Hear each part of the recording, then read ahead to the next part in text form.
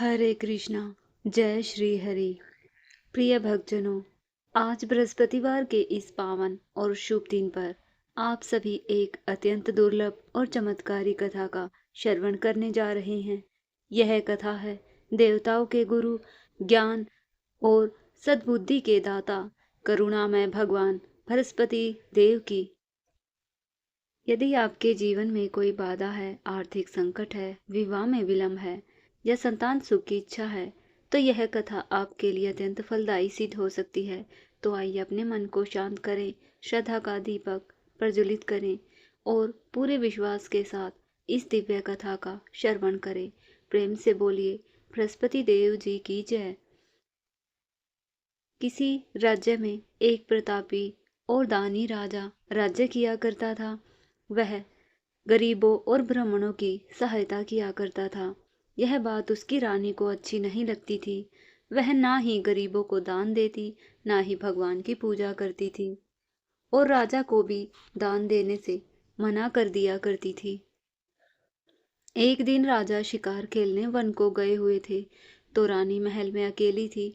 उसी समय बृहस्पति देव साधु वेश में राजा के महल में भिक्षा लेने आए और भिक्षा मांगी, तो रानी ने भिक्षा देने से इनकार कर दिया और कहा, हे साधु महाराज, मैं तो दान पुण्य से तंग आ गई हूँ। मेरा पति सारा धन लुटाते रहते हैं।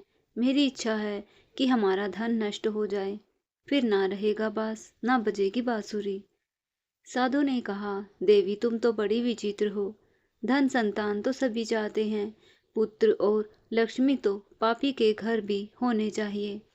यदि तुम्हारे पास अधिक धन है तो भूखों को भोजन दो, प्यासों के लिए प्याऊ बनवाओ। जो निर्धन अपनी कुंवारी कन्याओं का विवाह नहीं कर सकते, उनका विवाह करा दो। ऐसे और कई काम हैं जिनके करने से तुम्हारा यश लोक और परलोक में फैलेगा। परंतु रानी पर उपदेश का कोई प्रभाव नहीं पड़ा। वह बोली, महाराज, आप मुझे कुछ ना समझाएं। मैं ऐसा धन नहीं चाहती जो हर रोज बांटती फिरूं। साधु ने उत्तर दिया, यदि तुम्हारी ऐसी इच्छा है तो तथास्तु।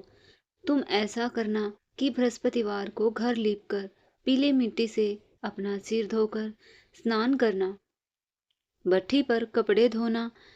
ऐसा करने से सारा धन नष्ट हो जाएगा। इतना कहकर वह साधु महाराज वहां से आलोक हो गए। साधु के कही बातों के अनुसार रानी ने वही किया।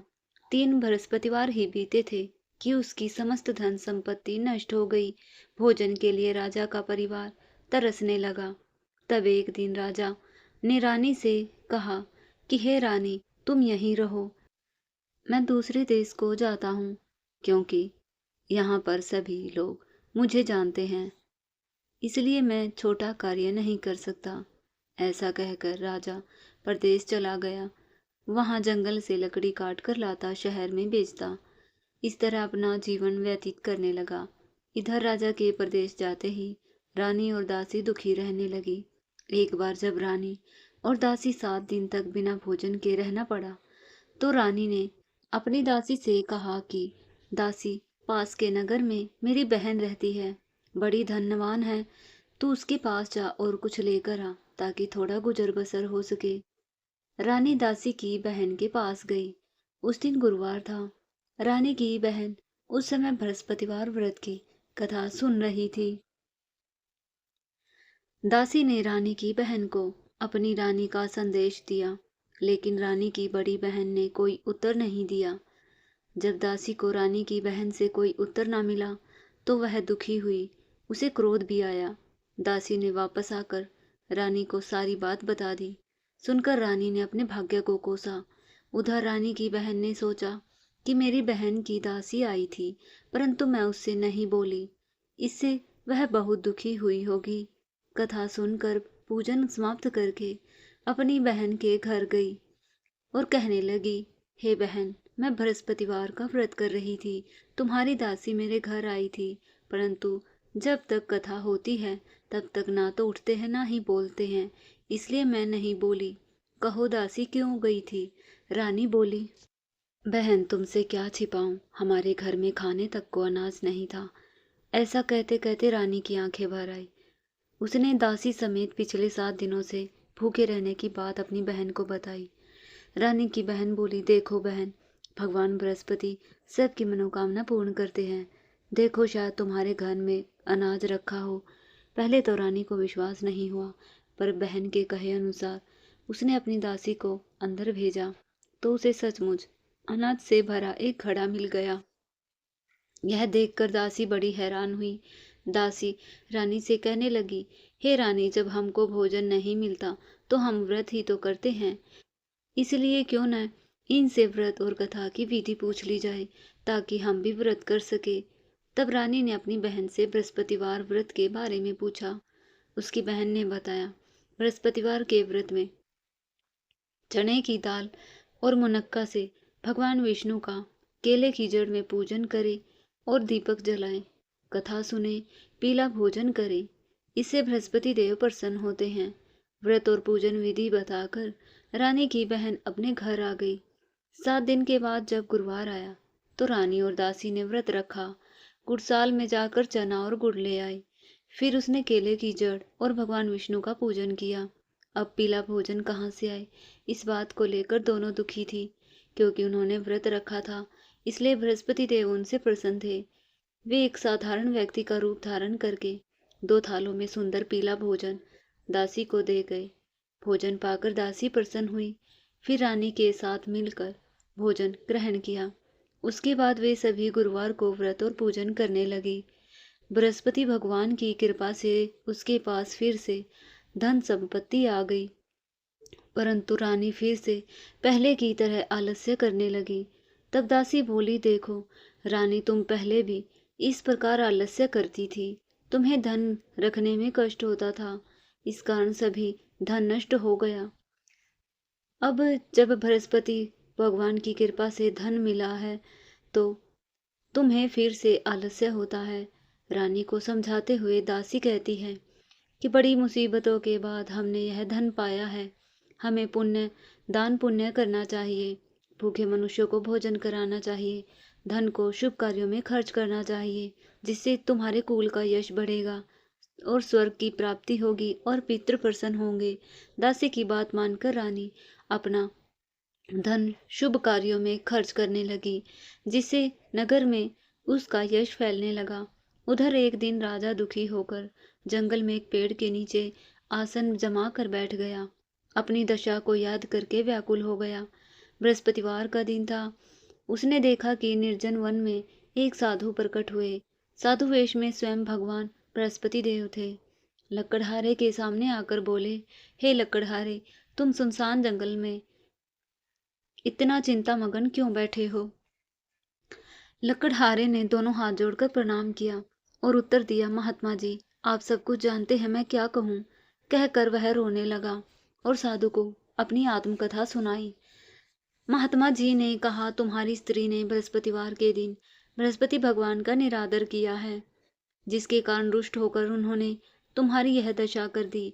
अब तुम चिंता को दूर करके मेरे कहे अनुसार चलो, तुम्हारे सब कष्ट दूर हो जाएंगे और भगवान पहले से भी अधिक धन संपत्ति देंगे।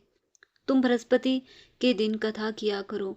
2 पैसे के चने मुनक्का लाकर प्रसाद बनाओ। शुद्ध जल से लोटे में शक्कर मिलाकर अमृत तैयार करो। कथा के बाद पूरे परिवार और सुनने वाले प्रेमियों में अमृत व प्रसाद को बांटकर खुद भी ग्रहण करो। ऐसा करने से भगवान तुम्हारी सब मनोकामनाएं पूरी करेंगे। साधु के ऐसे वचन सुनकर लकड़हारा बोला, हे प्रभु, मुझे लकड़ी बेचकर इतना पैसा नहीं मिलता जिससे भोजन के उपरांत कुछ बचा सकूं। मैंने रात्रि में अपनी स्त्री को व्याकुल देखा है। मेरे पास कुछ भी नहीं जिससे मैं उसकी खबर मंगा सकूं। फिर बृहस्पति देव भगवान ने क्या कहानी सुनो, मुझको तो कुछ भी मालूम नहीं है। साधु ने कहा, हे लकड़हारे, तुम किसी बात की चिंता ना करो। बृहस्पतिवार के तुम रोजाना की तरह लकड़ियां लेकर शहर जाओ। तुमको रोज से दुगना धन मिलेगा और तुम भली भांति भोजन भी कर लोगे। बृहस्पति देव की पूजा का सामान भी आ जाएगा। बृहस्पति देव की कथा इस प्रकार है, सुनो। प्राचीन काल में एक ब्राह्मण रहता था। बहुत गरीब था। उसकी कोई संतान न थी। उसकी स्त्री बहुत मलिनता के साथ रहती थी, स्नान नहीं करती थी, किसी देवता का पूजन भी नहीं करती थी। इससे ब्राह्मण देवता बड़े दुखी थे। बेचारे बहुत कुछ कहते थे, किंतु उसका परिणाम नहीं निकला। भगवान की कृपा से ब्राह्मण की स्त्री के कन्या रूपी रत्न पैदा हुआ। कन्या बड़ी होने पर प्रातः स्नान करके भगवान विष्णु का जाप और बृहस्पतिवार का व्रत करने लगी। पूजन पाठन को समाप्त करके विद्यालय जाती तो अपनी मुट्ठी में जौ भर के ले जाती, पाठशाला के मार्ग में डालती जाती। तब ये जो स्वर्ण के हो जाते तो लौटते समय उनको बीन कर घर ले आती। एक दिन बालिका सूप में उन सोने की जोक को फटक कर साफ कर रही थी। उसके पिता ने देख लिया और कहा कि बेटे, सोने की जोक के लिए सोने का सूप होना चाहिए। दूसरे दिन बृहस्पतिवार था। इस कन्या ने व्रत रखा और बृहस्पति देव से प्रार्थना करके कहा, मैंने आपकी पूजा सच्चे मन से की है, तो मेरे लिए सोने की सुख भी दे। बृहस्पति देव ने उसकी प्रार्थना स्वीकार कर ली। रोजाना की तरह वह कन्या जौ फैलाती हुई जाती, लौटकर जौ बीन रही थी तो बृहस्पति देव की कृपा से सोने का सूप मिला।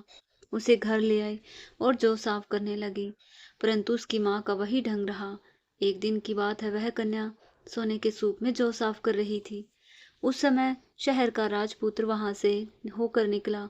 इस कन्या के रूप और कार्य को देखकर मोहित हो गया और अपने घर आकर भोजन जल त्याग कर उदास होकर लेट गया।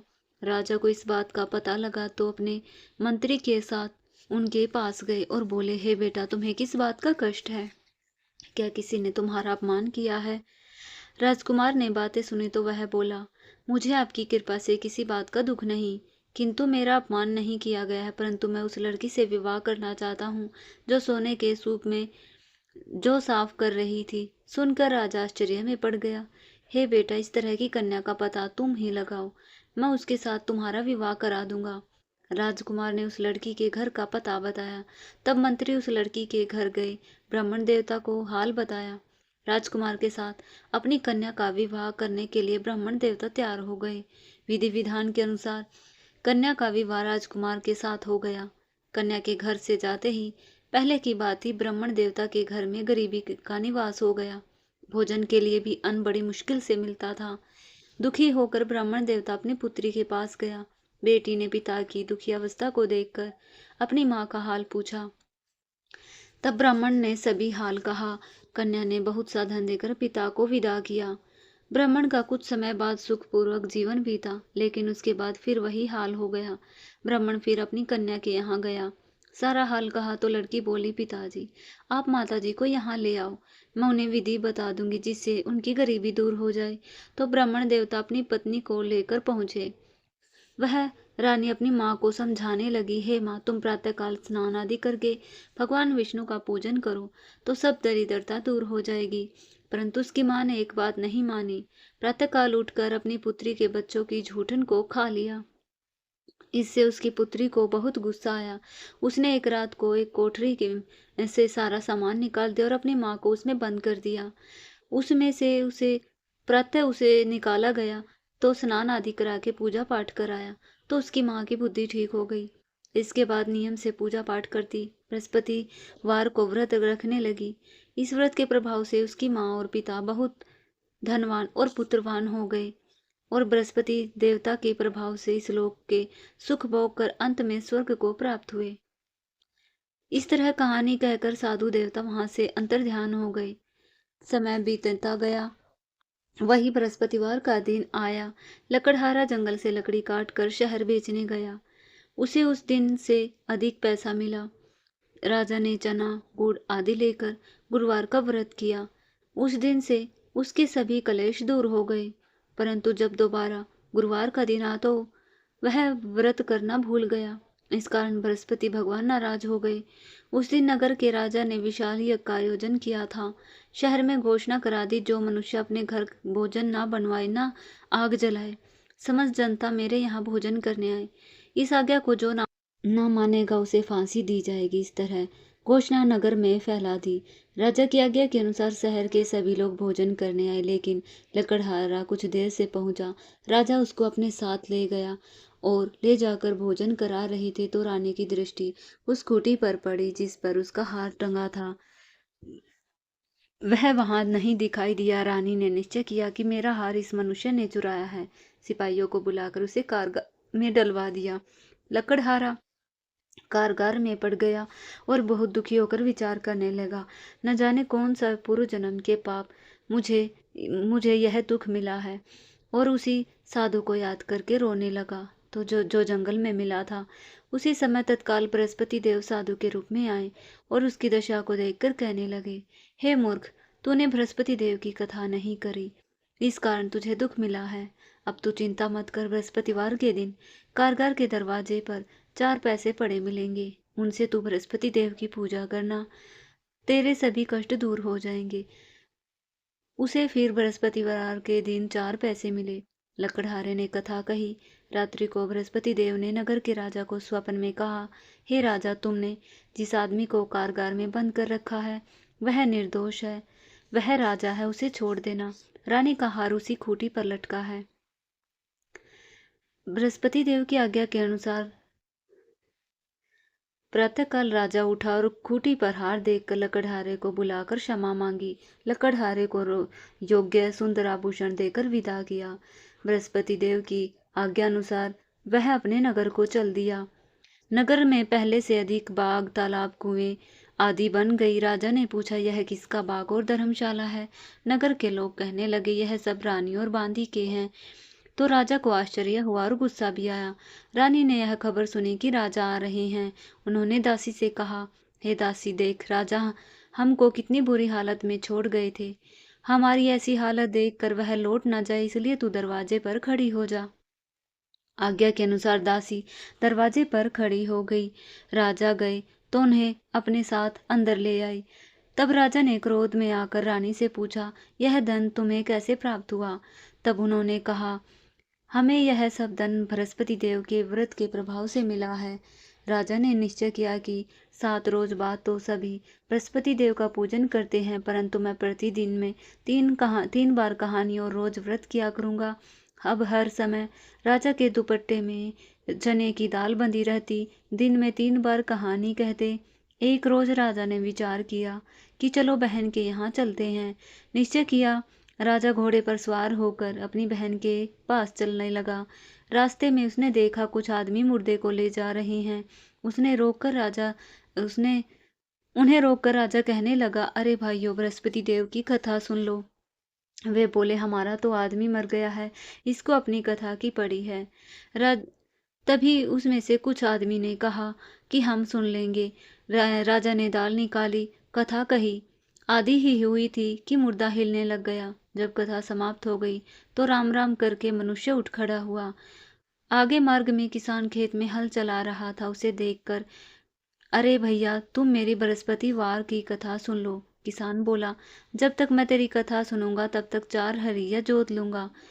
जा यह कथा किसी और को सुना। इस तरह राजा आगे चलने लगा। राजा के हटते ही बैल पछाड़ खाकर गिर गई। किसान के पेट में बड़ी जोर का दर्द होने लगा। उस समय उसकी माँ रोटी लेकर आई। देखा तो अपने पुत्र का यह सब हाल पूछा। बेटे ने सभी हाल कह दिया।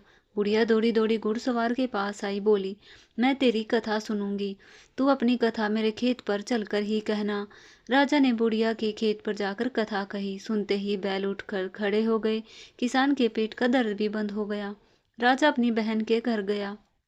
उसकी खूब मेहमान नवाजी हुई। दूसरे रोज प्रातःकाल राजा जागा तो देखने लगा सब लोग भोजन कर रहे हैं। उसने अपनी बहन से कहा, ऐसा कोई मनुष्य है जिसने भोजन ना किया हो, उसे मैं बृहस्पतिवार की कथा सुनाऊंगा। बहन बोली, भैया, यह ऐसा देश है, पहले यहाँ लोग भोजन करते हैं, बाद में अन्य काम करते हैं। उसकी बहन ढूंढने चली गई।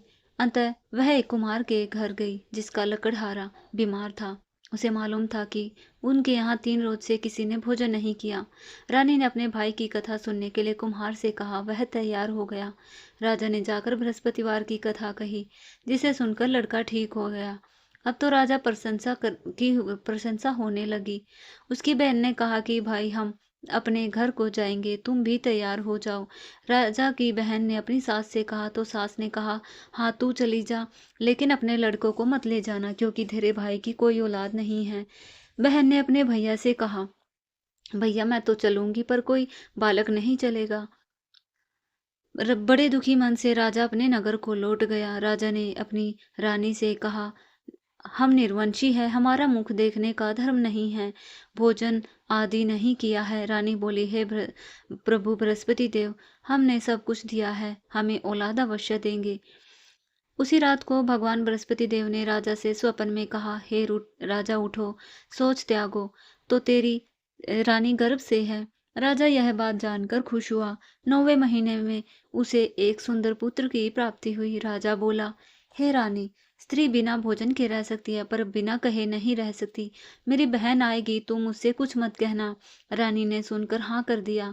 जब उसकी बहन ने शुभ समाचार सुना तो वह खुश हुई और बधाई लेकर भाई के यहाँ आई। तभी रानी ने कहा, घोड़ा चढ़कर तो नहीं आई है, गधा चढ़कर आई है।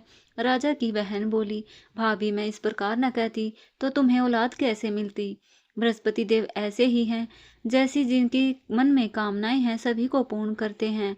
जो सद्भावना पूर्वक बृहस्पतिवार का व्रत करता है, कथा पढ़ता है अथवा सुनता है और दूसरों को सुनाता है, बृहस्पति देव उनकी सभी मनोकामनाएं पूर्ण करते हैं। प्रिय भक्तजनों, यह थी बृहस्पतिवार की व्रत कथा। यदि आपको आज की कथा और उसका संदेश हृदय को स्पर्श करने वाला लगा हो तो इसे अपने परिवार और मित्रों के साथ अवश्य साझा करें। याद रखिए, श्रद्धा, विश्वास और सत्कर्म ही जीवन की सच्ची पूंजी है। जब हम सच्चे मन से भगवान का स्मरण करते हैं तो असंभव भी संभव हो जाता है। वीडियो को लाइक करें, कमेंट में अवश्य लिखें जय श्री हरि और बृहस्पति देव भगवान की जय, और हमारे चैनल को सब्सक्राइब करना ना भूलें ताकि ऐसी ही दिव्य और प्रेरणादायक कथाएं आप तक नियमित पहुंचती रहे। धन्यवाद।